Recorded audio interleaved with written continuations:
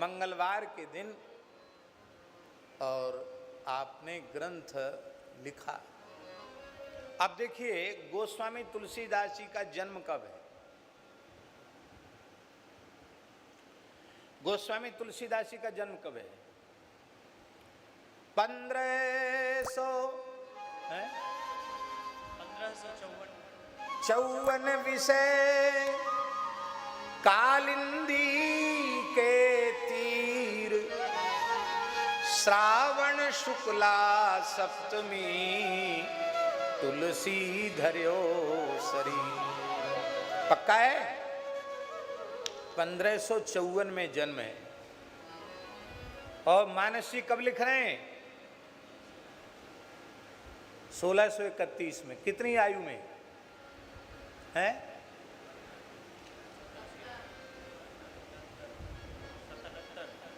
देखो झूठ बोलो तो तुम जानना हम गणित पढ़े नहीं है। हाँ ये 77 बता रहे हैं धनंजय दास जी। 77 वर्ष की आयु जब उनकी हो गई तब उन्होंने रामचरितमानस लिखा। किस आयु में? तो क्या लिखा रामचरितमानस में? यही महारघुपति नाम उदार पुराण श्रुति सारा अति पावन पुराण श्रुति सारा। ये गोस्वामी जी का भजन है, कवि की काव्य रचना मात्र नहीं है। ये राम नाम का महान प्रताप है जो संपूर्ण वैदिक सनातन धर्म आज उसकी आधारशिला तुलसी साहित्य है। गोस्वामी तुलसीदास जी महाराज की वाणी।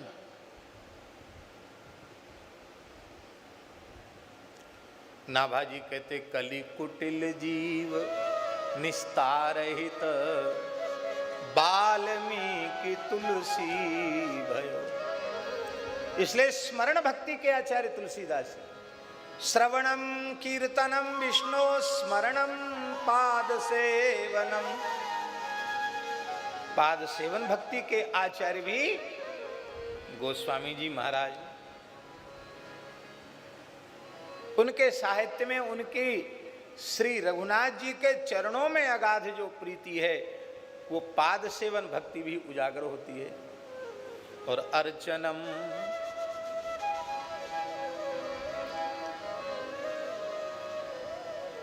बहुत बड़े पंडित हैं, छोटे मोटे पंडित नहीं हैं। हाँ हमारे जैसे फुलका फाड़ बाबा जी नहीं, तुलसीदास जी महाराज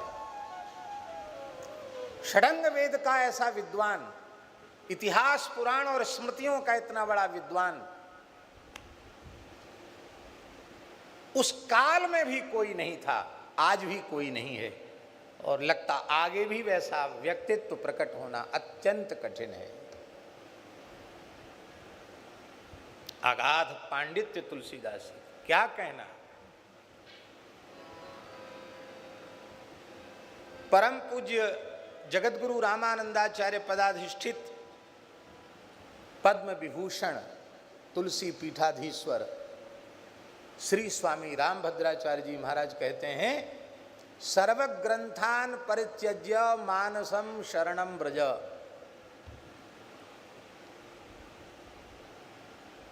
क्योंकि संपूर्ण सनातन धर्म के सदग्रंथों का सार सर्वस्व मानस है। क्या अद्भुत है। लिखने वाले कम हुए का? आज भी लोग लिख रहे हैं, पर श्री तुलसीदास जी ने कितना प्रचार प्रसार किया। आज कितना प्रचार प्रसार है बोलिए। अरे हम अपने ब्रज की बात बता रहे, ब्रज के गांव गांव में कोई त्योहार आवे अखंड रामायण बैठ गई।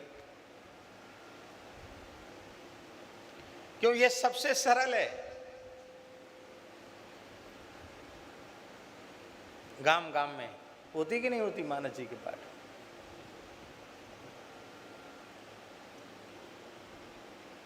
तो तो श्रवणम कीर्तनम विष्णु स्मरणम पाद सेवनम अर्चनम, वे अपने आराध्य भगवान की भावपूर्वक शास्त्र विधि से नित्य अर्चन करते हैं। और उस अर्चन का एक प्रमाण नित्य शास्त्रार्चन तुलसीदास जी करते हैं। वैदिक मंत्रोच्चार पूर्वक अपने ठाकुर जी की नित्य प्रति अष्टयाम सेवा करते, पूजा करते हैं। गोस्वामी जी वृंदावन जी तो राम गिलोला स्थान है पड़ता है, तो राम गिलोला स्थान में गोस्वामी जी रुके। उसमें नाभा जी ग्रंथ पूर्णता का भंडारा कर रहे थे ज्ञान गुदरी में, भक्तमाल की पूर्णता का। और गोस्वामी तुलसीदास जी अपने सेव्य शालिग्राम भगवान और अपने लाल जी उनका अर्चन कर रहे थे। तो काऊ ब्रजवासी ने देखा कि संत बैठे भजन कर रहे हैं। बोले ले ये तुम्हारे ठाकुर जी के लिए अमनिया धर के तुलसी जल पधरा के बुलाओ कि जय जय आरोग्य, तब वो आरोगते हैं। और हमारे ब्रज का ठाकुर जो है ना कन्हैया, वो तो घर घर में घुस घुस के लूट लूट के खाए वाले हैं। तो यहाँ तो कोई चीज़ अरे वस्तु तो अमनिया नहीं छोड़े, न काऊ मर्द को अमनिया छोड़े, न काऊ बैयर को अमनिया छोड़े।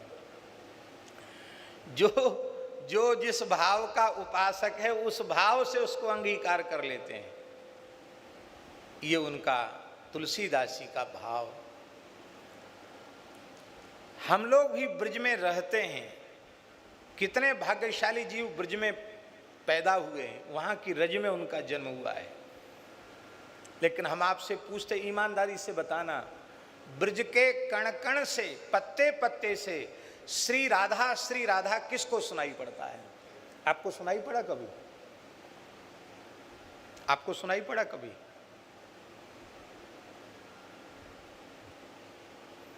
हम ये नहीं कहते कि आपको सुनाई पड़ रहा हो, आप ना बता रहे हो। ऐसे भी ब्रजवासी होंगे, उनके चरणों में हम प्रणाम करते हैं। लेकिन भैया हम चाहे बाहर ते आए के बसे हों, चाहे वहीं पैदा भये हों, हमें तो कोई अनुभूति नहीं हो रही है। और गोस्वामी जी पहली बार ब्रज में आए तो क्या कह रहे हैं गोस्वामी जी? राधा राधा रटत है आक ढाक अरु कैर, तुलसिया ब्रज भूमि में कहा राम सो बैर। बोले हमारे कान को राम नाम सुनने का इतना अभ्यास है, पर जब से ब्रज में पांव धरा है, यहाँ के आंख ढाक और कैर में श्री राधा श्री राधा श्री राधा सुनाई पड़ रहा है। अब हम आपसे पूछते हैं, सच्चे ब्रजवासी हम के सच्चे ब्रजवासी तुलसीदास जी? बोलो।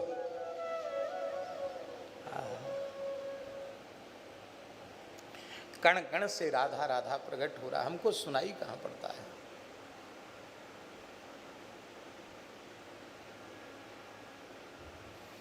अर्चनम वंदनम, वंदन भक्ति का आचार्यत्व तो स्पष्ट ही है, वंदना प्रकरण उनका। ऐसी वंदना करने वाला कौन होगा? जड़ चेती वजत सकल राम मैं जान, बंदों तिनके पद कमल सदा जोरी जुग पान। कितने से भी संतोष नहीं हुआ। सिया राम मय सब जग जान, सिया राम मय सब जग जानी, कर प्रणाम जोरी जुग पानी, करऊं प्रणाम जोरी जुग पानी। हाँ हाँ, सबको प्रणाम। वर्तमान समय में महाराज जी सामाजिक समरसता पर बहुत जोर दिया जा रहा है, होना भी चाहिए, हम भी उसके समर्थक हैं। और संघ भी खूब जोर दे रहा है इस बात पर। हमारे भी एक दो प्रवचन हो चुके हैं इस संबंध में। लेकिन हम एक बात निवेदन करते हैं, गोस्वामी तुलसीदास जी महाराज काशी में 80 घाट पर बैठे थे। अयोध्या का एक झाड़ूदार वो पहुंचा काशी, और उसके मन में विकलता थी कि मेरे अयोध्यानाथ श्री रघुनाथ का चरित्र जिन्होंने लिखा है उन महात्मा को एक बार हम देखें तो सही। उसने पूछा, तुलसीदास महात्मा कहाँ रहते हैं? बोले 80 घाट पर।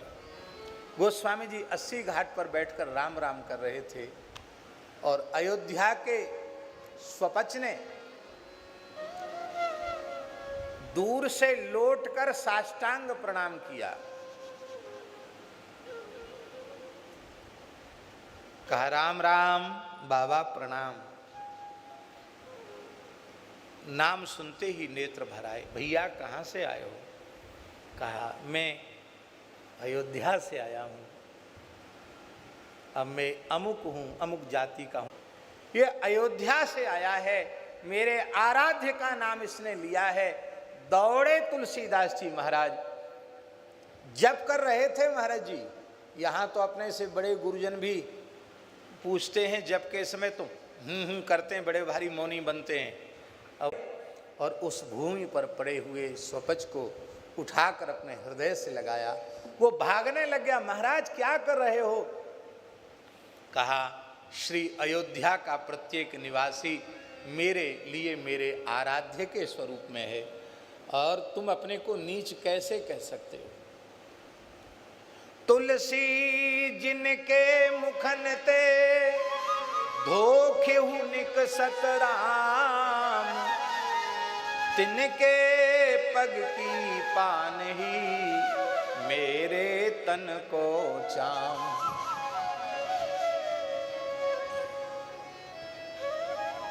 उस स्वपच को उन्होंने अपने हृदय से लगा लिया।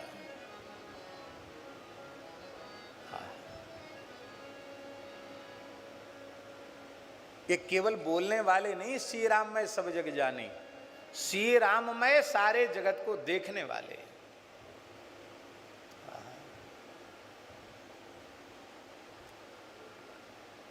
अर्चनम वंदनम दास्यम। गोस्वामी जी का दास्य तो क्या कहना, उनके दास्य भाव को देखना है तो विनय पत्रिका को देखो, कैसा दास्य है। गोस्वामी जी घोषणा कर रहे हैं, सेवक सेव्य भाव विन भवन तरिय उर्गारी। सिद्धांत के रूप में कह रहे हैं, जब तक प्रभु हमारे सेव्य हैं और हम उनके सेवक दास हैं, ये भाव आपके भीतर सुदृढ़ नहीं हुआ, तब तक आप भव सागर से पार उतरने के अधिकारी नहीं।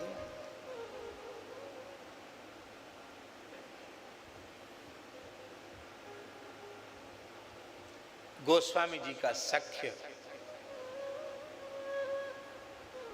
भी उनका प्रसिद्ध है, उनके साहित्य को उठा करके देखो। केवल राम जी से ही सख्य नहीं है, कृष्ण से ही सख्य नहीं है।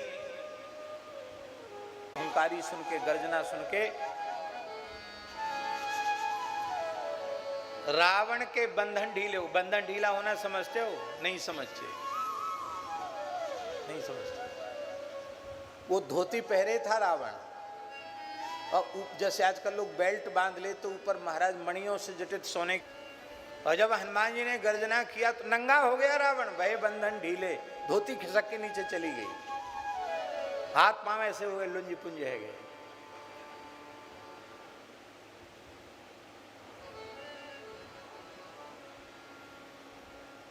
रावण ने युद्ध में पूरी शक्ति लगाकर एक घूंसा जमाया हनुमान जी में, अभी मजा चखाता हूं, मैं त्रिलोक विजयी रावण हूं। हनुमान जी गिरे भी नहीं, केवल थोड़ा सा झुक गए, घुटना थोड़े टेके उन्होंने। इतने बड़े वीर का थोड़ा तो आदर करना चाहिए। कुछ नहीं, कोई बेहोशी होशी कुछ नहीं।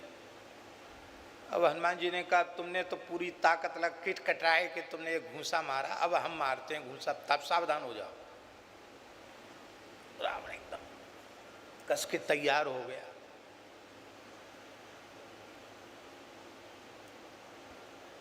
तो हनुमान जी को पहले तो गुस्सा क्रोध आया, जम के जमावे घूंसा कस के।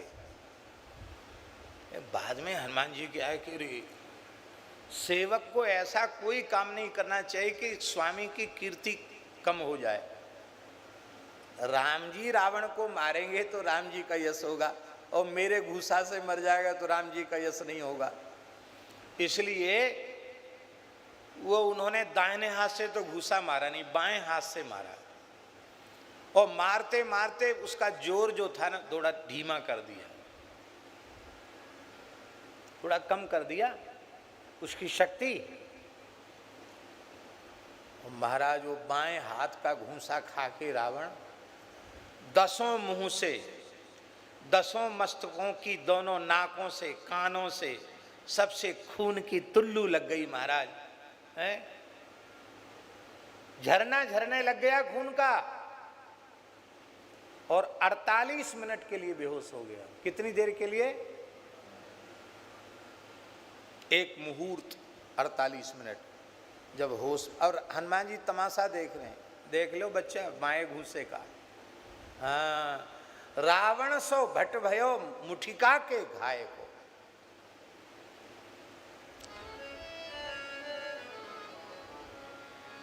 रावण ने कहा धन्य है बलिष्ठ कपि, तुमको धन्य है, तुम्हें जन्म देने वाली माता को धन्य है। बोले धिक्कार है, तो मेरा घूसा खा के भी तू जिंदा है। हाँ, हमारे बल को धिक्कार है, मरा क्यों नहीं?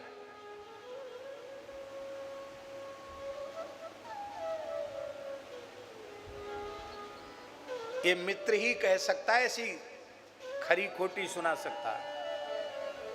हाँ कसुनत 10 कंठ के भय बंधन दीले, सोवल गयो किधों कहा भय गर्भ गहीले। वो बल कहाँ चला गया?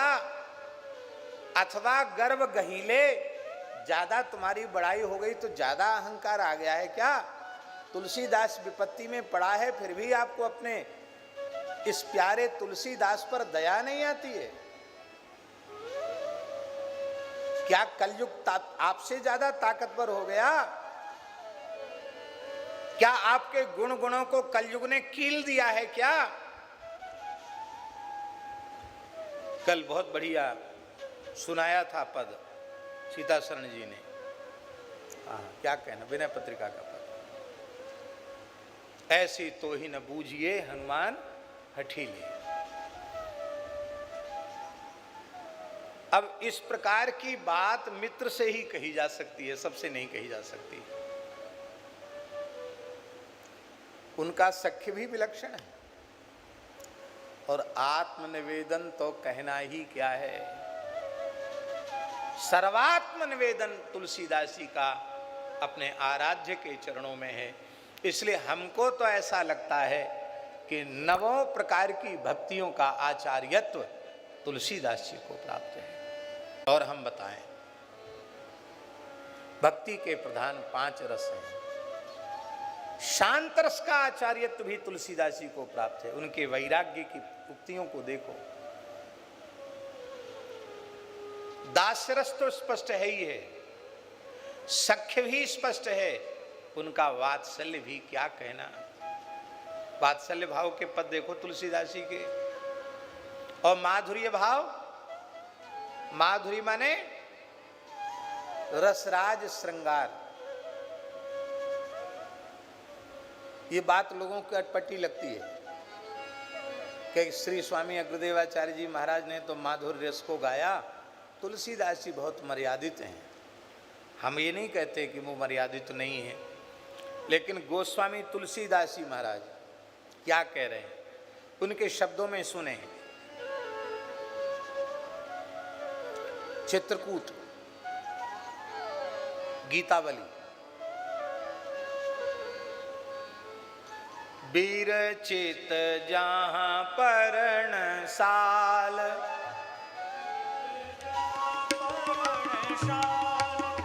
विरचित जहाँ पर्णशाल, अति विचित्र लखन लाल। विरचित जहाँ पर्णशाल, अति विचित्र लखन लाल। निवसत जहाँ नित कृपालु, राम जानकी। निवसत जहाँ नित कृपालु, राम जानकी। हम महाराज जी माधुरी रस। निज कर राजीव नयन, पल्लव दल रचित शयन। निज कर राजीव नयन, पल्लव दल रचित शयन। प्यास परस पर पीयूष, प्रेम पान की। प्यास परस पर पीयूष, प्रेम पान की। अपने करकमल से कुसुम सेज निर्माण करते हैं किशोरी जी को पौड़ने के लिए। परस्पर प्रेम पीयूष पान की। और क्या करते हैं? सिय अंग लिखे धातु राग, सुमननि भूषण विभाग। सिय अंग लिखे धातु राग, भूषण। श्री कामदगिरी में, श्री चित्रकूट में विचित्र प्रकार के सुगंधित धातुएं प्रकट होती हैं। अत्यंत मृदु कूर्चिका से किशोरी जी के श्रीअंग में पत्रावली की रचना करते हैं, चित्रकारी बनाते हैं। चरण से लेके शीश तक पुष्पों से श्रृंगार। सिय अंग लिखे धातु रानि भूषण विभाग। सिय अंग लिखे धातु राग, सोमननि भूषण विभाग। तिलक करनिका कहो, कला निधान की। तिलक करनिका कहो, कला निधान की। माधुरी विलास हास, गावत जस तुलसीदास। माधुरी विलास हास, गावत जस तुलसीदास। बसती हृदय जोरी, प्रिय प्राण परम प्राण की। बसती हृदय जोरी, प्रिय परम प्राण की। ये रास का वर्णन कर रहे हैं। चित्रकूट में महारास हो रहा है। इस रास का दर्शन, ये वर्णन तुलसीदास ही कर रहे हैं। बिना माधुरी रस में प्रवेश के ये संभव नहीं है।